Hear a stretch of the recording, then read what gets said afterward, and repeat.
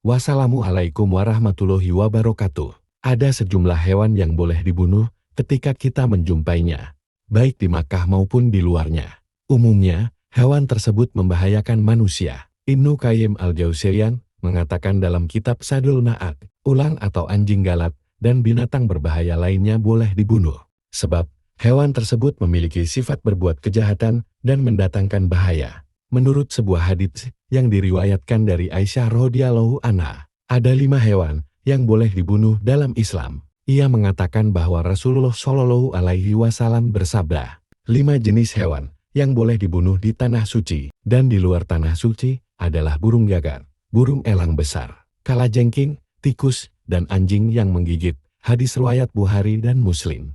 Dalam riwayat Muslim dari Sa'id bin al-Musayyab, terdapat tambahan redaksi belang hitam putih. Ibnu Umar radhiyallahu anhu juga meriwayatkan hal serupa, bahwa Rasulullah Shallallahu Alaihi Wasallam bersabda, ada 5 jenis binatang yang jika dibunuh orang yang sedang berihram, maka ia tidak perlu merasa berdosa, yaitu burung gagak, burung alap-alap, tikus, kalajengking, dan anjing galak. Hadis riwayat At-Tirmidzi dan An-Nasai. Dalam SYRIETHJ, orang yang berihram dilarang untuk membunuh hewan. Larangan ini tidak sampai merusak ibadah haji. Namun mayoritas ulama mengharuskan kepada orang yang melanggarnya untuk membayar denda. Seseorang diperbolehkan membunuh hewan apabila hewan tersebut menyerang, yang mengharuskan untuk mempertahankan diri. Selain kelima hewan tersebut, ular juga termasuk dalam hewan yang boleh dibunuh. Bahkan, Rasulullah Shallallahu Alaihi Wasallam memerintahkan untuk membunuhnya, terutama ular yang di punggungnya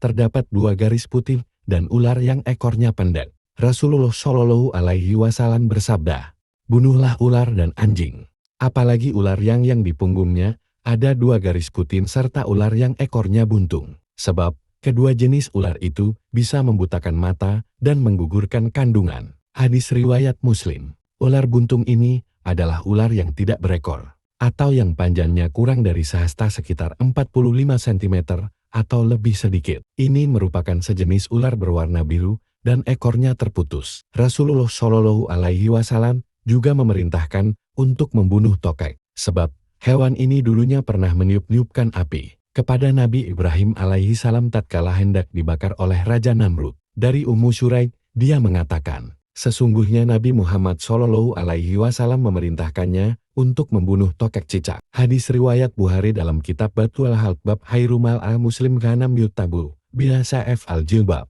Wallahu alam. Wassalamualaikum warahmatullahi wabarakatuh.